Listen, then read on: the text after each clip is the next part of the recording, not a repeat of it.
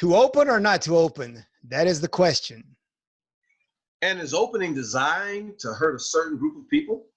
We're going to review a couple articles that seem to think so. We'll then talk about a viral video from a nurse who believes that the virus affects some people differently than others. Is that true? We will see what she's saying. And of course, as always, we're going to have our rules for dialogue role play exercise. So without further ado, let's do what we do. It's the Wayne Carlen Show.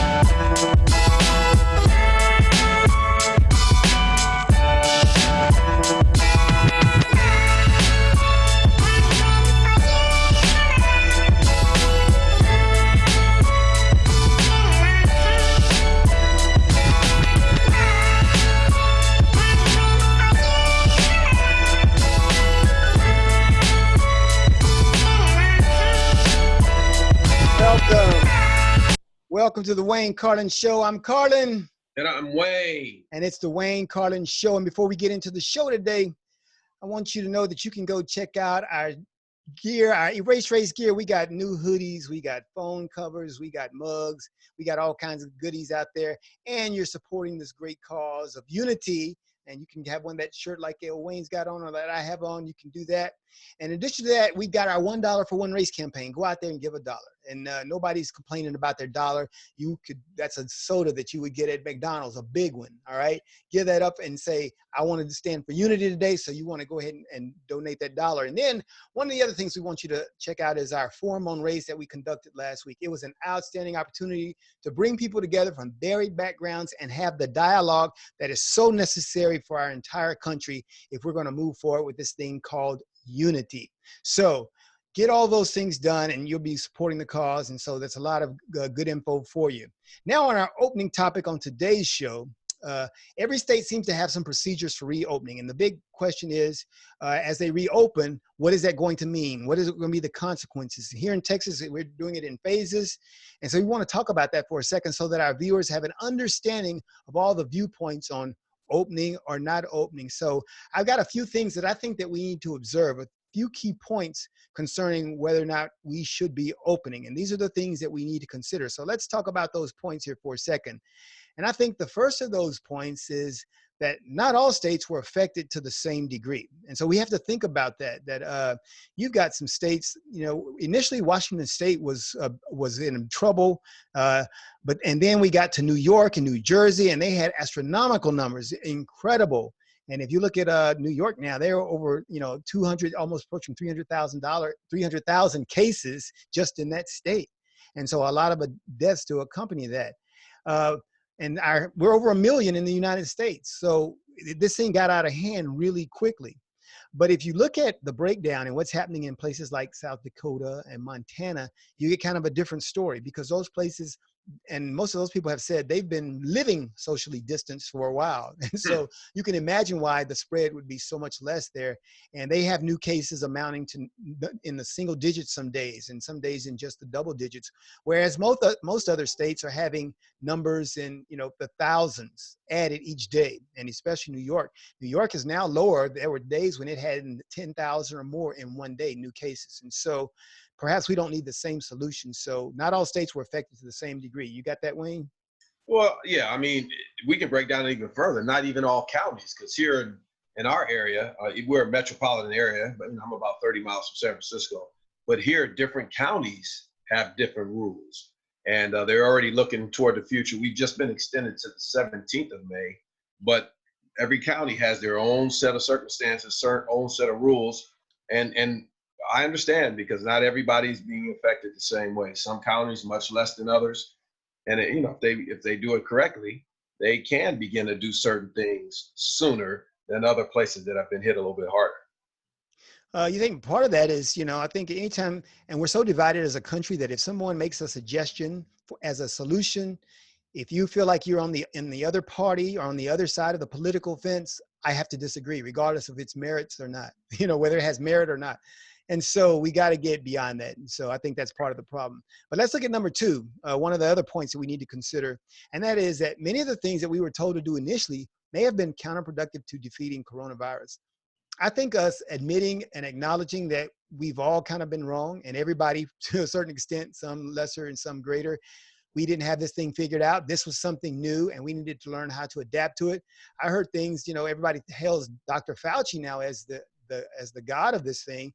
He said some things back in January and February that were basically saying this was a small thing, it wouldn't matter. And so we've all kind of been wrong, and we've speculated and guessed wrong. And some of the things that we were doing initially were counterproductive. They identified that this is in fact, an infection of the lungs in a certain way so that blood can clot the lungs and people have trouble breathing. So if you've got a lung capacity problem, the thing that you don't want to do is sit there and let your lungs fill up. So the best thing to do is keep exercising the lungs. And that was something that we didn't do. We didn't have people get up and continue to walk or start moving. And in my view, of course, because I'm a fitness guy, I would have said they should have kept the gyms open, put people on those treadmills, and let's get that cardiovascular happening. And that probably would have stopped it to some degree. And so while you do have the virus, we had ways to overcome the virus that we didn't know about then. And we thought everything was put them on a ventilator. They found out that those ventilators were causing problems. And so that's another thing to consider. What do you think, Wayne? Yeah, and some other things, people were told wear a mask. Obviously, one of the first things we were told was to wash your hands often. These are practices, well, not the mask, but the washing your hands, the practices we should have been doing all along, but now I like to use my mask. I have a couple of them. I keep one in each vehicle. And actually, in certain places, you can't even go in. The bank won't even let you in unless you have it. So I don't know how much longer that's going to last, but that's something people should be prepared for. Having a mask just in case you go somewhere and they don't let you in, I have to go all the way back home and do it again. So, yeah. And I think that segues nicely into our final point, because we do now have all this information and we know some things. And so, when you know better, you can do better. And so personal responsibility happens when people have personal control of their lives. So I think at some point, the government has to turn it over and say, it's up to you now, people, because now that you've alerted us, you've let us know what we need to do, what are the proper things to do, we kind of have to decide if we're going to adhere to those things. Back when spring break was happening for some of these places in late February and early March, you still had teenagers going out to the beach. They didn't worry about the virus because it can't kill me. I'm invincible. You had people in some communities thinking they couldn't get it because of their skin color. And so they thought they were invincible and they were doing things they shouldn't have been doing. Well, but now we know. And we're not pointing the fingers and blaming people because they didn't know at the time. This one, of course, was something new. But now we're learning that, hey, we've got to learn to adapt to things that we hear and make decisions based on what is the chance that this could be very bad if something happens. And so we have to do our risk assessment, And so now that we know, we're able to take that responsibility. And if we go out now and we contract it, that's because we knew that there was a risk and we assumed that risk and we have to pay the price for that. So at this point, it's up to us now. Yeah, and again, I'm a small business owner too, and I thrive off of having, 50 to 100 children in my building every single day. And a lot of times they come in and they're not, feeling well, but parents bring them anyway. Adults come in, they're not feeling well, they're coughing. So we're going to have to be considerate of all that moving forward, as far as how do I, as the business owner, address that with my clients, my paying clients. So yeah, this is going to be a little different, a big change, new normal as we move forward into the future. And that's tough, yeah, because you've got not only the decisions made at the federal level, but at the state level, but then down at your level, your personal level, my personal business. I'm trying to run a business and I've got to make sure that I can maintain. I've got employees that I need to get paid. And so you've got decisions that need to be made at every level. And I think the beauty of the United States is that it gives everybody, when we talk about freedom, that's really what it is. It gives us that freedom to make those decisions at our level. And so I think that's what you're experiencing. And of course, a lot of people are upset about that people are being given the opportunity to do their own thing, but that's kind of what our country is. That's kind of where we are. So we got to think that way. Okay. So perhaps in the end, some states will open, some won't, some businesses will reopen, some won't.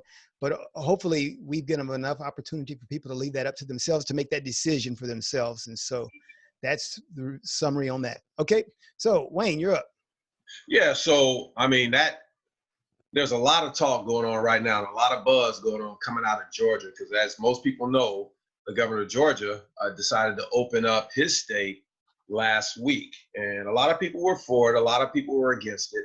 There was an article published on BET website concerning the opening of that state. So I'm gonna read you a quote from that.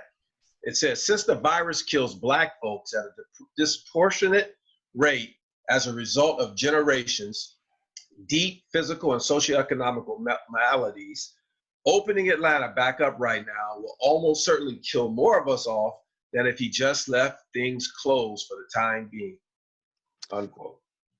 Yeah, now we did a show last week where we talk about racializing coronavirus, and so, and not that this is particularly extremely that, but this is definitely another take on that, because there's a coronavirus as genocide contingent that really believes that this whole coronavirus thing, kind of like the way the president was at first talking about it was a hoax. We've also got another contingent who believes that this is part of a big conspiracy to get rid of dark-skinned people. And so I think all those things have to be taken and considered for the value that they might have in the debate. But you got to really think about that. With all the other points that we made earlier about personal responsibility, and now that we know, then it comes down to the issue of what are we going to do with what we now know. Because there are a lot of people saying a lot of things out there, and I still think there's a lot of ignorance about this out there. And so the question is, will we in fact go back to work and say, all right, let's deal with the things that we know and go from there? Or will we say, hey, we got a lot of other things to think about. Maybe this thing is genocidal to a group of people. Is that true? And we can hunker down and say, let's protect these people. Or we can say this is something that's bad for all people, and we need to together work in unity to make sure we take proper precautions for all people. So two different things. I kind of like what Killer Mike said. He owns a lot of barbershops. I don't know exactly how many in the Atlanta area, but he said he's not reopening yet. He wants to wait, and he's in agreement with the mayor of Atlanta, Mayor Bottoms. I believe she wanted to maintain a relationship with the governor, but at the same time, she's saying, in my city, Atlanta, we're too close. We're not ready to reopen on the wide scale yet. And so Killer Mike and some other business owners have agreed with her, and they're not opening yet. While others, certain nail salons and barbershops are wide open because they're hurting for money. People hurting for money. And other people wanting to get their nails done. Mm-hmm. So personal responsibility is going to be huge here. Mm-hmm. Or people will die, and they will be ready to blame. And we won't be able to blame at that point.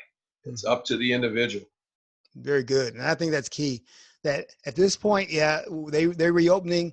If you're rushing for the dollar and you're concerned about that, then it just means that if something bad happens, that you valued that risk more than you valued, the alternative. And so you've assumed the responsibility now, and let's go forward. All right. So those people who open up and make their money and keep their business going, great. But those people who didn't and feel comfortable with that, that's great. So I mean, everybody, I think we got to stop as a society trying to project. Everybody should have my view, So I've learned that a long time ago, and definitely doing this erase race thing where my view is just a view. It's not the view. And so we got to give that freedom to others. And so, hey, but now we want to turn to a viral video made by a nurse who believes that the coronavirus affects people of color differently than it does some others. And so let's watch a little bit of that clip, and then we'll talk about it. Greatly concerned. I work in the healthcare field right here in the Washington, D.C. area, and I'm seeing a trend that I want to bring to the attention of my fellow Black Americans, Black Caribbean folks, Blacks of any kind or shape, wherever you come from, that I think you all need to be aware of. That is, for folks who are showing symptoms of COVID-19, our symptoms as Blacks are different. You don't have a cough, you don't have a temperature, yet our folks are dying at a higher rate than any other nationality or group. And that is because instead of a fever and a cough, what our folks are showing up with is what we in healthcare call malaise, or you just don't feel right. And on top of that, what happens is you start having either pain in an extremity or you just start feeling a little winded. Guess what? If this is happening to you, you need not to go lay down. The clock is ticking. This coronavirus brings on bleeding inside our bodies, whether it's in our extremities, in our hearts, or in our lungs, causing blood clots. And that's what's killing our black feet, folks. Okay. All right. So let's talk about that. All right. And, one of the things that she points out is that I don't think there's anything different that she talked about between dark skinned people and light skinned people. I mean, she talked about the same things that if you heard any reports, she talks about exactly the same things. There's nothing that she identified there that has not happened to other skin colored people. I think what she's doing is she's conflating the fact that these things are happening more in urban areas with the fact that they're happening to just these people. And so, of course, if you find any of our urban areas, which we've talked about that time and time again about why they're so dark in skin color because of policies of past historical policies and why they're all centralized in this place, then anything that affects an urban area can always be drawn down the color lines. But she brings up the fact that what happens in your lungs, there is nothing physiologically different about dark-skinned people than there are light-skinned people, and she tries to identify that there is. And so I would argue with her all day. She says she's a nurse, and she's judging this though by outcomes, and none of the things that she articulates actually identify something that does not happen to the other people. And that's why I don't think it can actually be drawn down the lines of skin color. Yeah, I think she's definitely relating to what she's seeing, possibly because where she lives and where she's from and where she works. And so she's making a broad conclusion based on those things. And I understand what she's trying to do. She's trying to get a message out to people, trying to put some wisdom in them as far as keep moving, keep doing something, because this may affect you differently if you do. But as oftentimes happens, people use the wrong terminology and the wrong words, and they're very well-intended descriptions of things. So hopefully and of course I was, because she started out with that, my black people, my black Caribbeans, and my blacks of any type or whatever. I was like, okay, this is not just a black thing, and that's one of the things I don't think we're getting across to everybody.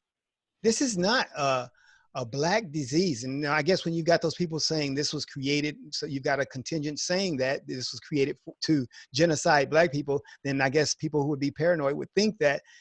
But people got to see beyond that, that this thing is going around the world. And as a matter of fact, speaking of that, we talked about this a couple of weeks ago when I took the map of the malaria infested regions and identified how Africa, and that portion of Africa heavily malaria infested, has little to no, or I'd say little to no, compared to the worldwide numbers, little to no coronavirus. And so what's different then about their darkness that allows them, or does not have it prolific among them, but has it more prolific among us? So those kind of things got to be considered when you start talking about making these statements about dark-skinned people, dark-skinned Caribbean people, dark-skinned people of any type. Because you look at Africa's doing a lot better than most of the other continents. Yeah, I just got a report yesterday that Haiti, one of the reasons our Haiti trip was canceled this year is because we were concerned about going down there, because at that point, about a month ago, they had no cases. Well, now they have 6. Oh, my goodness. Wow. 6 cases. But still, in comparison, I mean, they're doing well. That's like zero. That's like nothing. Right. So hopefully that will, they'll get rid of that quickly as possible, too. And then, things will be open again.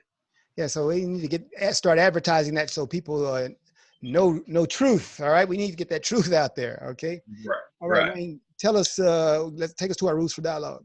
All right. So now it's time for the final segment of the show, the rules for dialogue.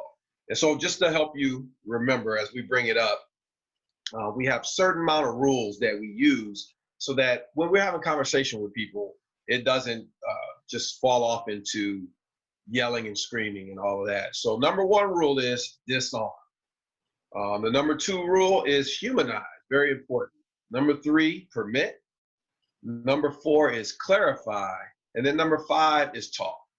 Talk the subject matter through. So last week, we went ahead and did number three, but we had skipped number two, humanize. And so we need to go over that today. We're going to discuss humanize. Yeah, humanizing is an important step, because humanizing is the step in the dialogue process that allows you to view those with whom you are dialoguing as people just like you. And that's so important. When you start a conversation, if you don't start that conversation as equals and understanding that that person on the other side of the conversation is a person just like me, then there's no limit to what you'll say. There's no limit to the amount of injury or harm you will inflict upon them with your words. And so that's the important thing, is to humanize them. And the key thing about humanizing is that you can do that before the conversation to make sure that the conversation is set up properly from the beginning. But even during the conversation, if at any point you realize, all right, this is getting out of hand, he just called me a name, she just said this about me, then you can always go to humanize and take it backwards a step, calm down the emotion and make people understand that we are human beings trying to communicate. And so that's what we're going to do as we go through our humanized role play today. Once again, Wayne will play the Trump hater today, and I will play the Trump supporter. And this first dialogue will show you how not to. And so we'll go through how not to do a dialogue concerning humanization, and then we'll show you afterwards how to do one properly. So without any further ado, Wayne, you're the Trump hater. Let's do some dehumanizing conversation. Man, anybody who believes or supports Donald Trump is a fool. Well, it takes a fool to know one. Well, your fool is getting people killed, so you were the biggest fools of all. Yeah, well, there's no bigger fool than the fool you voted for before Trump, so who's the fool? Now, this is what you get on Facebook. This is a typical dialogue. That stream right there, that's what you get on Facebook. You get people on opposite sides, and they just beat each other up. By the time the conversation's over, they go from their computer and they walk in and they start getting Band-Aids on both sides. Yeah, they nicked me. Yeah, but I cut them deeper. And that's the objective. The objective is to win and beat up people as badly as possible. They did not humanize each other so that they could have a constructive dialogue. So we're going to do that again, and we're going to show you how a dialogue with humanization actually works. So we're going to humanize, and so Wayne, let's kick it off. All right. So, hey, Carlen, I know that you are personally involved in some charity work. How are the moves by the president affecting you? They're not affecting me too much thus far. Are they affecting you negatively?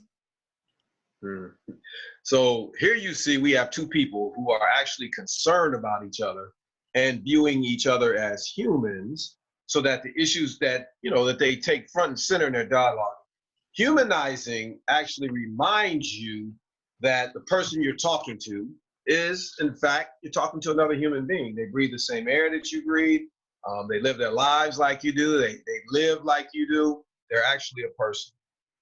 So the conversation then won't venture too far off the path of civility when we remember that these things are important. And remember, even if you didn't begin with an attitude of humanization, you can always go back there in the middle of that conversation and restart. Yeah, and that's so key, because sometimes we do say things and sometimes we don't understand the other people that we're talking to, and so we offend people and we don't even know that sometimes. But we need to be very sensitive to others, and if we think otherness when we're having our dialogues, then we'll pick up on that readily. And when we do pick up on that, we can always go back to humanization and reconnecting with them so that they understand, number one, that I didn't mean to say anything harmful, that I'm trying to connect with you and I empathize with you, I understand who you are, and you are a human being. That's probably the biggest thing that you can grant somebody in a conversation, that you are a human being and we belong to part of the same race. All right. And we're in this thing together. That sends a powerful message, and therefore we'll be able to dialogue. All right. So great. We had a great show. We thank y'all for showing up to our show today. That wraps it up for us today. And remember what I said in the beginning, we got our t-shirts out there. You can get one of these dynamic t-shirts like El Wayne and myself. We've got mug, phone covers, And you can go out there, that you get that black, white, yellow, red, brown human t-shirt, because we just talked about human. You can get the one superhero shirt, because we're going for that one, the unity that we're trying to promote. We're going for that. And then you can give $1 for one race. We want every American to say, because if I see you on the streets, if I see you on Facebook, I'm going to ask you, did you give your $1 for one race? Be a part of the solution, not a part of the problem. And that's what we want you to do. And the last thing I want you to do is go out there on YouTube. We're uploading our Forum on Race, which we had this past weekend. Outstanding display of dialogue and how to get along with people who disagree with you, of all backgrounds. So a lot of education there. Go get it. It's out there on the YouTube channel, Facebook page. And until next week, this is the Wayne Carlen Show saying, now you know, now you know. It's the Wayne Carlen Show.